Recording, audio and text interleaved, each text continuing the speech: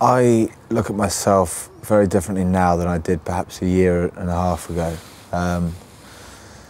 Maybe it's a realisation that, or an understanding of how society works at the moment and how people get put in the spotlight a little bit. I certainly would never have answered that question, or a question of am I famous. I would never have answered it yes 2 years ago.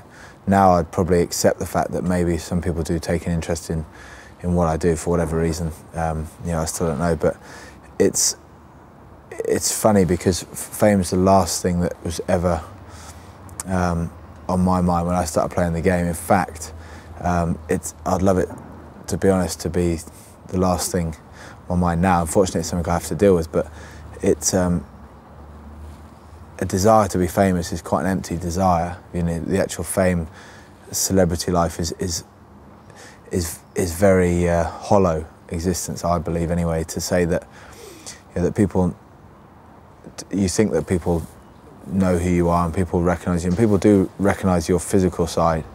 They recognise what you look like and what you face, but but these people don't know you.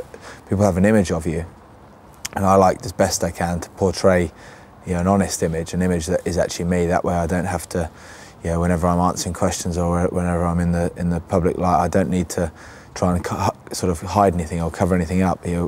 I try and create a sort of picture that what I say and what I do is really what I am.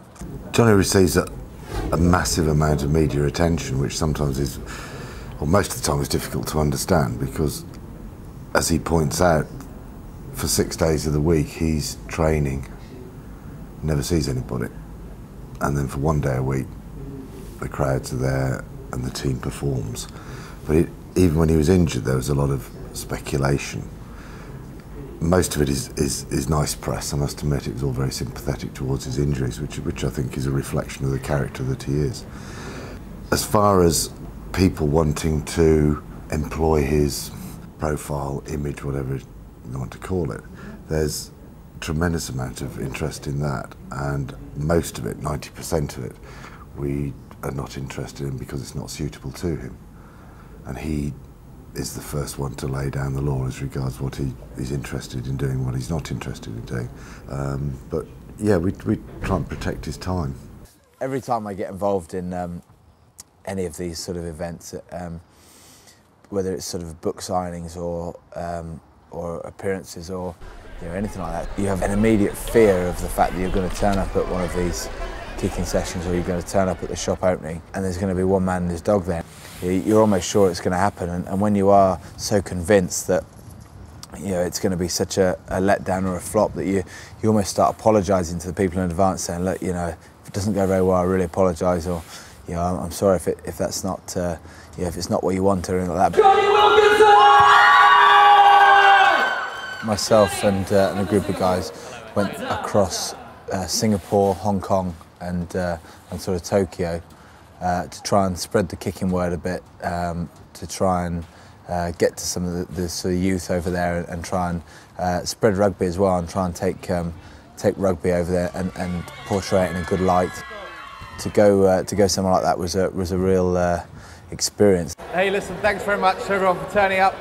Thank you. It's a pleasure to be here. I love this place. And to land at airports, or to be involved in kind of shop openings and sort of funny kind of public events. It was incredible. We had some of the kicking sessions. We had a good few thousand people there. We had some great kids doing the drills.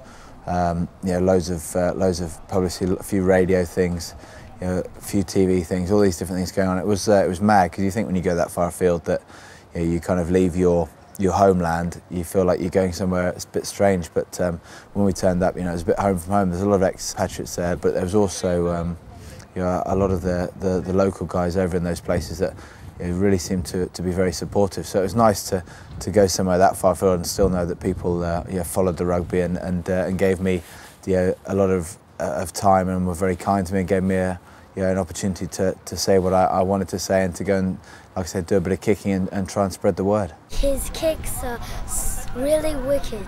It's just fantastic to see that people are really interested in the rugby, and people gave up their time to come and support us, and it makes it such a great event. I think yeah, it's nice to try and pay some of that back.